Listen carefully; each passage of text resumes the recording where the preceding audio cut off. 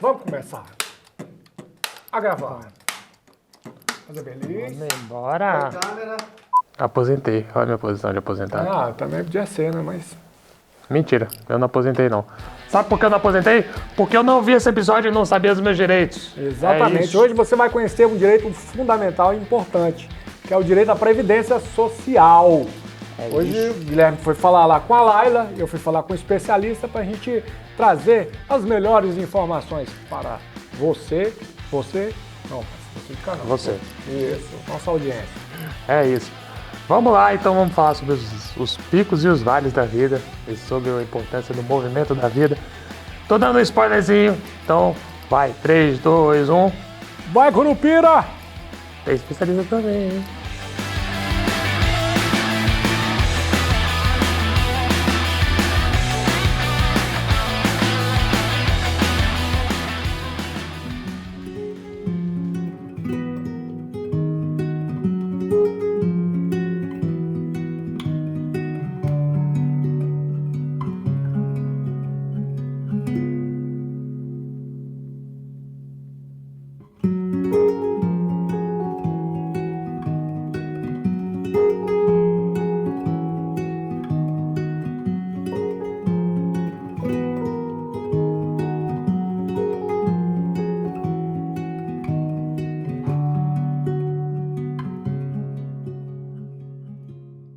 Eu sou a Laila, eu tive um AVC e hoje eu tenho uma hemiparesia. Meu lado esquerdo do corpo é parcialmente paralisado. Eu tive esse AVC por uma alteração de pressão sanguínea após o parto da minha filha. A pressão subiu tanto a ponto de romper uma artéria no cérebro, que ocorreu um derrame de sangue muito grande, muito grave, extenso, e matou vários neurônios no meu cérebro que eram responsáveis pela minha movimentação físico-motora.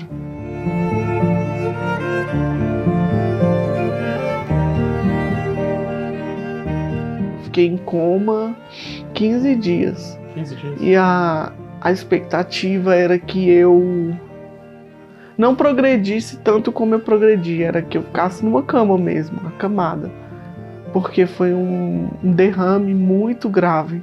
Foi 5 dias após o parto, então eu estava no período do puerpério, uma fase muito delicada, né, para a mulher. Na verdade, era o momento mais feliz da minha vida, e ele se tornou mais difícil. Eu trabalhava muito. E logo após o acidente, logo após o acidente, eu não tinha muita consciência das coisas. Eu ainda estava assim, repercebendo como era a vida, como eram as coisas. Então, eu tive pessoas que me ajudaram a ir atrás dos meus direitos na Previdência. Eu recebo um auxílio que chama-se auxílio acidente. Esse auxílio, ele é só uma ajuda que me permite voltar a trabalhar. Ele me ajuda a equiparar a renda que eu tinha antes do acidente. Me coloca de novo na posição que eu tinha financeiramente. Legal. Então eu posso ter ele e voltar a trabalhar. E hoje esse auxílio é o que me ajuda muito a fazer algumas adaptações na minha rotina, né? Conseguir algumas coisas que hoje eu necessito nessa nova condição física.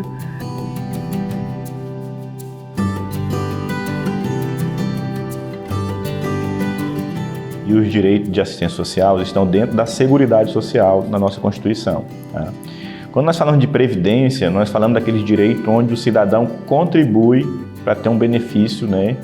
Em alguma situação, seja para aposentadoria ou seja ali durante o seu percurso da carreira profissional ter algum direito que por necessidade de saúde, né? Então a sua família que tem algum dependente, conforme a lei determina, Se ele vir a óbito, a família vai ter ali uma pensão.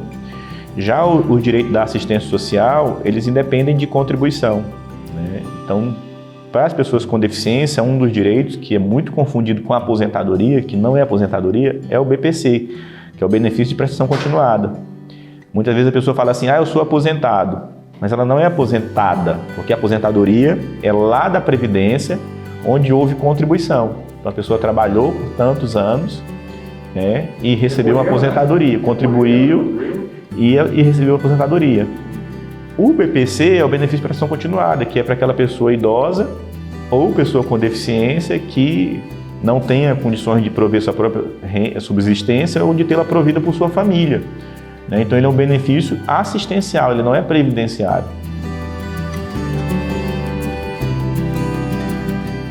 Os desafios são na seara política, né? na seara pública, administrativa, mesmo de gestão pública, de você trabalhar melhor as políticas públicas, né? E aperfeiçoando o serviço público.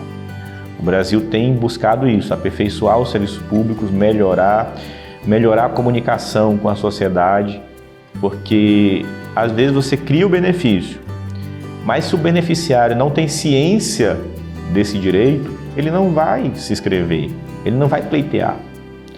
Então a comunicação, apesar de nós estarmos no século da internet, inteligência artificial chegando, né? Internet bombando em quase todos os cantos do nosso país, mas ainda muitas pessoas carecem de informação dos seus próprios direitos básicos. Então esse é o grande desafio, é levar para aquelas populações mais longínquas do Brasil a informação do direito que eles têm. E às vezes até pessoas na capital, nas grandes capitais, prende a pessoa em casa e aí ele vive aquela vida de ficar no sofá, né?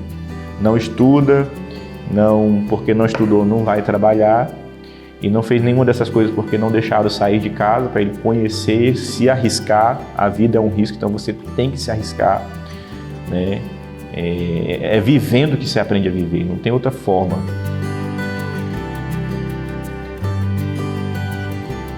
Eu acredito que durante esses 3 anos, após o acidente, eu aprendi a viver num novo corpo, numa nova condição, que hoje eu percebo que é possível fazer tudo que eu gostava de fazer, só que agora com algumas adaptações, mas é possível. Em um determinado momento eu cheguei a pensar, será que eu vou conseguir fazer tudo que eu quero? Parecia impossível, parecia que não ia dar certo, muitas vezes.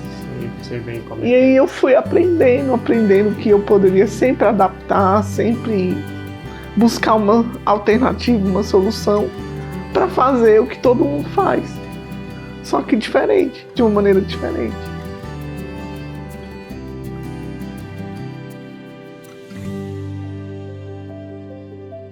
Eu já fazia o curso de psicologia antes do acidente. E aí eu comecei a ir presencialmente numa nova condição física. E aí foi muito difícil encarar esse ir até a universidade de novo, né? De bengala, andando de bengala, mancando. E com muitas limitações físicas, porque eu também tenho algumas alterações de sensibilidade. E eu era muito malandrinha, sabe? Tipo assim, eu era muito na esperteza de estudar em cima da hora, de procurar artimanhas para passar ali. E quando eu voltei nessa nova condição física, eu voltei com uma postura diferente, um comportamento diferente. Eu realmente procurei estudar, aprofundar, e como eu precisava me esforçar mais para conseguir, o meu cérebro acompanhou esse esforço e foi recuperando. E hoje eu percebo que isso está rendendo muitos frutos na minha vida, porque eu aprendi a me esforçar para conseguir, eu tenho visto que eu tô aprendendo mais do que se fosse antes. Que eu percebi que eu retomei de uma nova maneira, com uma nova visão para essa área. Hoje eu já penso em aplicar esse estudo a pessoas que sofrem ou sofreram o mesmo que eu, pessoas que estão traçando o mesmo caminho que eu passei.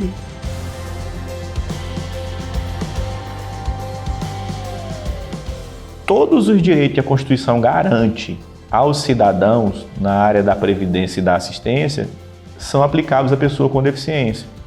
Mas aí, como nós temos a necessidade de proteção maior à pessoa com deficiência, por causa das barreiras enfrentadas, que são maior que uma pessoa sem deficiência, nós temos algumas proteções, vamos colocar, excepcionais, para que essa pessoa com deficiência tenha uma melhor condição de vida. Os requisitos para acesso à política, né, de renda, o grau de deficiência, são requisitos, né, para ajustar ali, para alcançar aqueles que mais necessitam. Então, ou seja, eu vou ter pessoa com deficiência, né, que vai ter total autonomia, né, que não vai necessitar de um BPC. Então, ele não pode ser geral para todos, mas ele tem que atingir, alcançar aqueles que dele necessitam.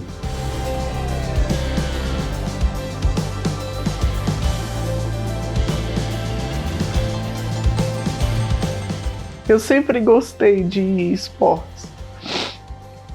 E aí agora eu retomei a prática de esportes, as práticas esportivas, com essa sempre essa perspectiva de adaptação, né? Então assim, eu queria fazer tal esporte, eu sempre quis fazer esse esporte. Mas agora como eu vou fazer? Se eu não tenho mais o corpo como era antes, né? E aí eu sempre tenho que pensar numa alternativa para fazer. E aí hoje eu sempre me aventuro no esporte novo. E aí alguns eu continuo praticando, como a canoagem, o boxe. Estou fazendo frequentemente. E até me aventurei a saltar de paraquedas num projeto que aconteceu para pessoas com deficiência saltarem.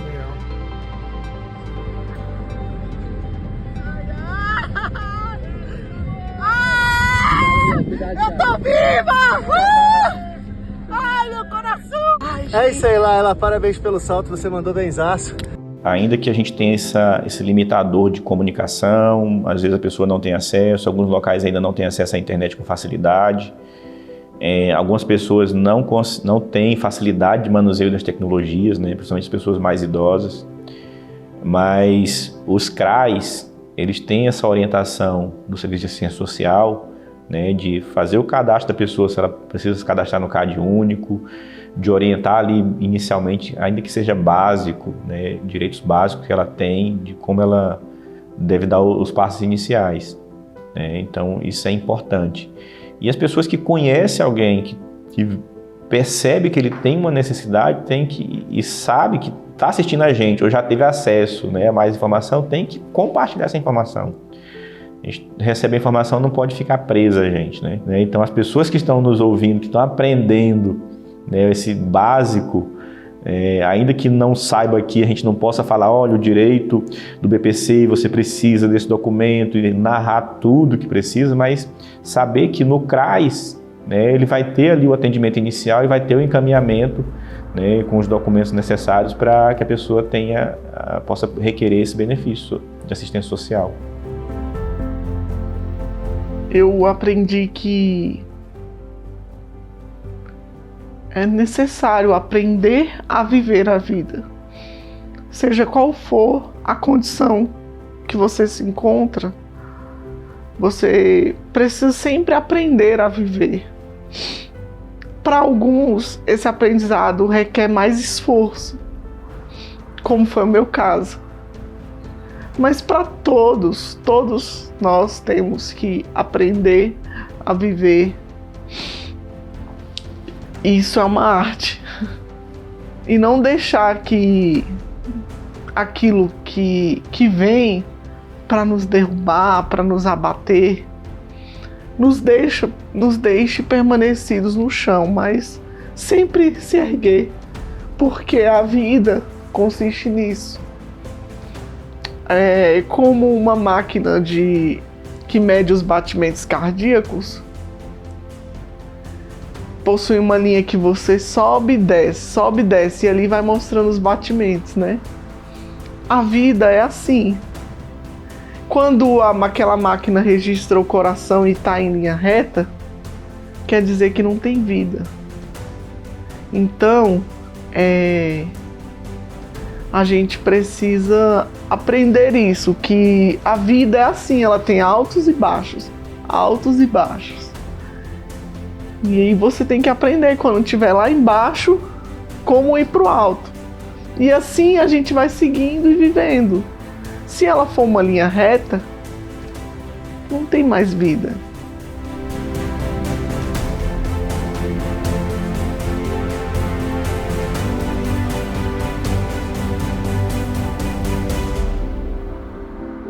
Episódio bonito, hein, moçada? Episódio bonito. Eu, particularmente, fiquei emocionado porque a questão previdenciária também, quando me acidentei, me aposentaram, né? Fiquei muito limitado, eles me aposentaram.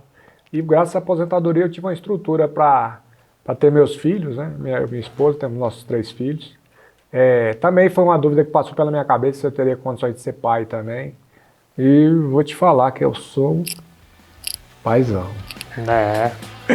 Já tentei que você me adotasse, mas você não quis saber do seu... Tá tanta gente na fila, até agora teve um Gustavo aí, passou aí, vai passando no episódio aí também, que eu tô doido pra adotar ele. Olha spoiler. Mas depois vocês vão entender por quê. Depois vocês vão entender por quê. Mas é isso, gente. Espero que tenha esclarecido algumas coisas, né? Ou muita coisa. Espero que tenha ajudado. E não vamos terminar nesse clima triste porque começou. Começou uma história boa, né? Uma história feliz, né? Isso aqui é pra vocês irem atrás dos seus direitos. Exato. Então, vamos aí correr atrás. Pra todo mundo ficar Aqui, ó. posição de aposentado. Não dá tempo mais. Quando tem não. 3 filhos, não aposenta nunca. Não aposenta, não. Só quando eu crescer e mandar pra fora de casa, né? E a gente se vê no próximo capítulo de Caminhos da Inclusão. Manda pra todo mundo aí, hein? Não esquece não, hein? Manda pra sogra, manda pra quem não gostou. E pra quem gostou, comenta, compartilha e é isso aí. Tchau!